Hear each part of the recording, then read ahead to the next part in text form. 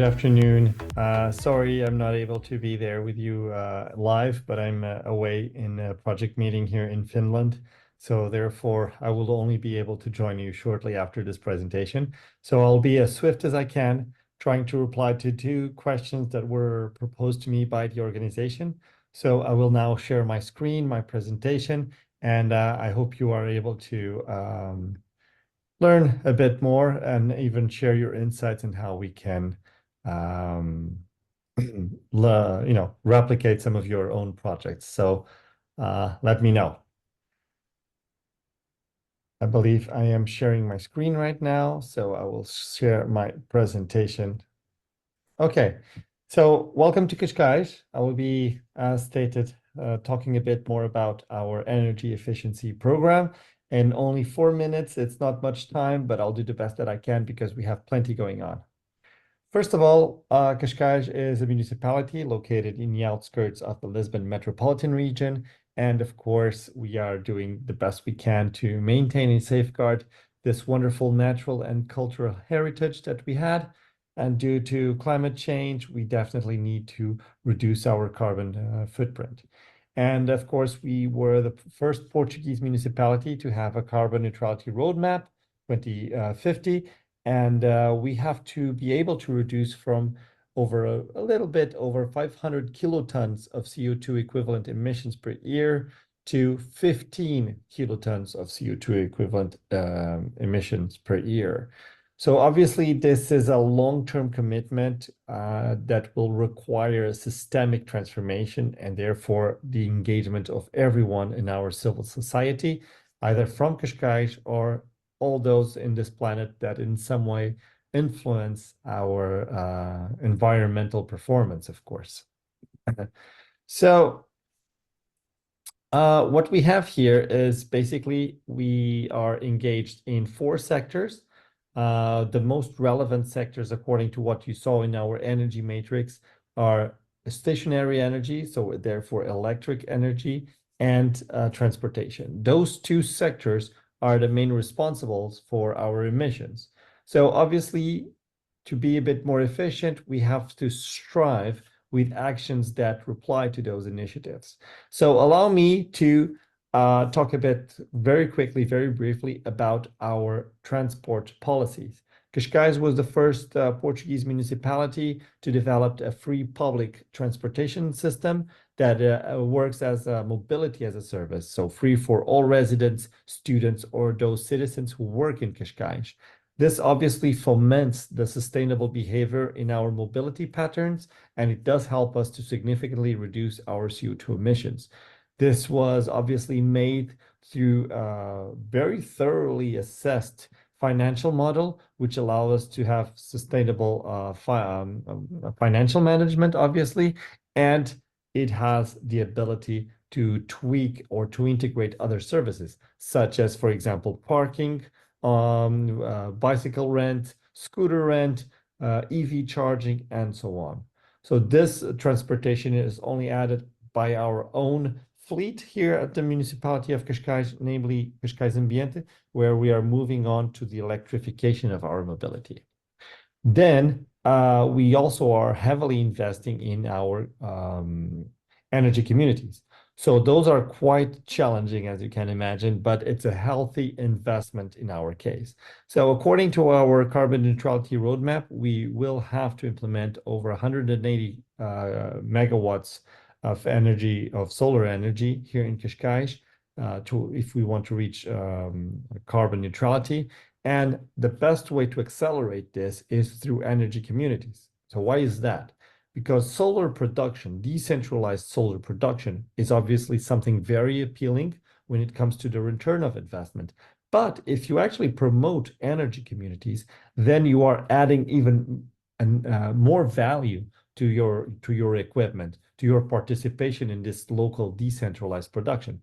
And the reason is both households and infrastructures, they have empty hours where they're not using energy, and therefore all the energy that is produced can be forwarded and sold to neighbors around it.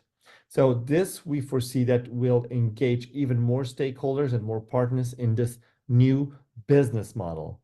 And so this new business model that is sustainable and foments renewable energy sources, therefore zero emission on energy, is something that we are looking for. And we've already been working with some both private and public stakeholders that really want to make this go forward. We have a few installations already implemented. We have one energy community already established by a private company here in Cascais together with NGOs, with social NGOs. They are working very well, and it's an inclusive energy community. That means that the excess of energy can be either sold or given to family in needs up to different thresholds of necessities to make sure that obviously there's equal and even distribution between all those members. We are working with the EA grants on the Cascais Smart Pole project, where we're going to implement another one in Carcavelos. This is in the final stages. And finally, we are already working with another EU-based project that is helping us to leverage investment on energy communities in public buildings. So we will be having both public buildings like sport facilities, administrative or office buildings, together with social housing in all of them. So this is something that we are implementing. The first stages are related to implement the equipment, so the photovoltaic units to be produced for self-consumption, and then the administrative process of establishing the energy community that is actually could be like a formal energy community, or could be the collective self-sufficient or self-production photovoltaic model, which is obviously something interesting. So we have finance, and I would have to say that money is not an issue because there's so many stakeholders willing to invest. It's just about understanding what you can do with your buildings.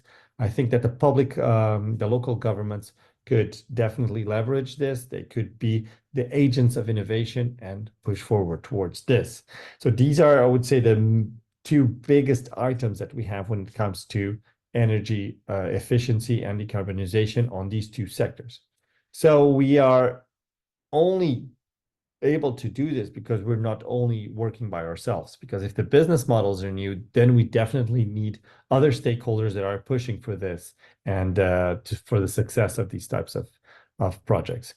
So when it comes to our experience in Cascais, what can we offer?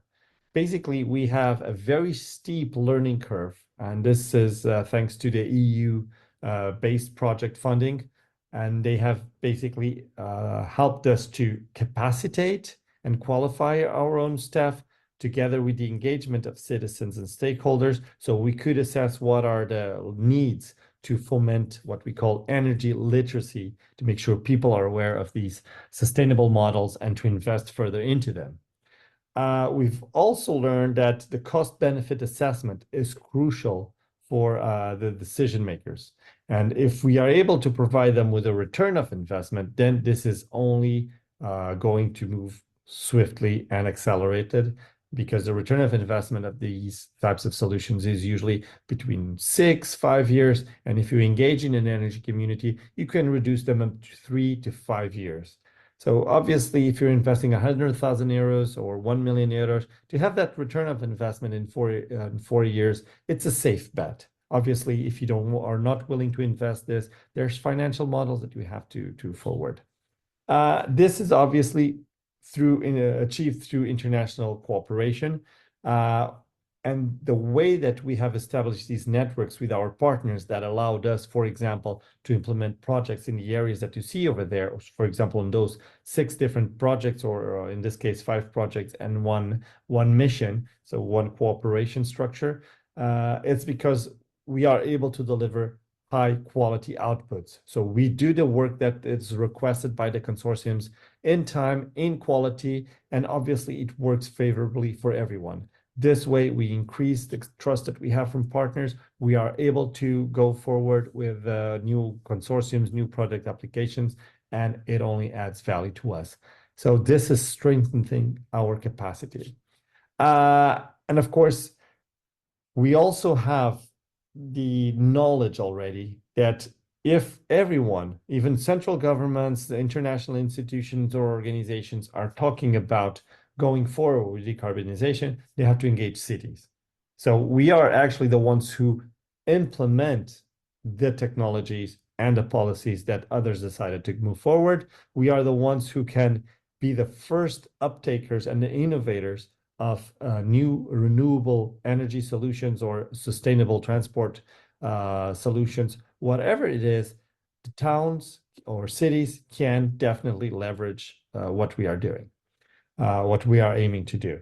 So these are our learnings. This is what we can help you with. Let us know what you think about it. I think I'm already running out of time, but regardless of that, I wish all great work over there. And if you have any questions, just let us know, because in just 8 minutes, it's definitely not enough to provide all the things that we are doing. So thank you very much. Bye-bye.